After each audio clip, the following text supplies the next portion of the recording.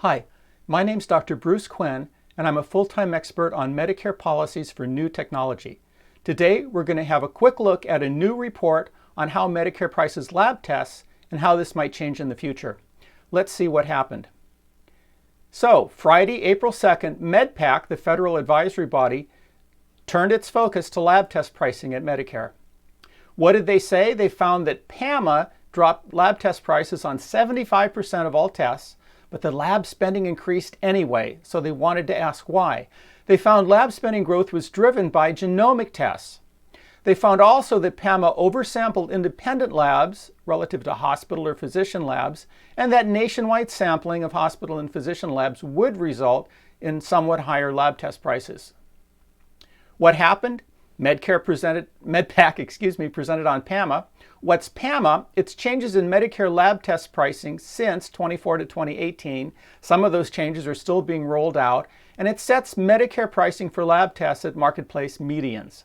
There have been concerns that CMS is doing this incorrectly, so Congress has caused a 2-year delay in the process, but Congress also required the report that's being released now.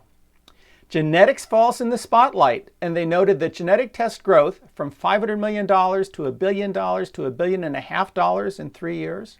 This genetic test growth included organic growth plus fraud.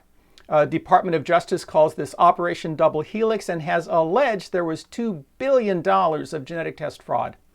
Now, I've reported separately that most of this was driven by a few labs in a few states and a few costly unedited codes, which I called ATM machine codes. There were also comments about the marketplace leverage of proprietary services, as sometimes occurs with genomic tests. MEDPAC offered some alternatives. A private consultancy helped.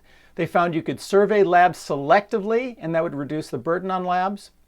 They found that you might consider using turnkey commercial claims databases and not involve labs at all, but they were not too hot on this idea. One panelist mentioned competitive bidding. That's a completely different legal and policy process. And there was a nice comment that point-of-care tests right in the hospital, clinic, or the physician office might have somewhat higher market prices, but they may have their own values, like getting care to the patient faster or avoiding repeat visits. So what's next? Slides and a full transcript will be posted by April 10th. There'll be a public report to Congress we can all read in June 2021. And the results, well, they could impact CMS summer rulemaking in July. They could show up as tweaks in Medicare legislation over the next couple years, or there may be no specific change that's resulting from this particular meeting. That's the brief report, and thanks for listening.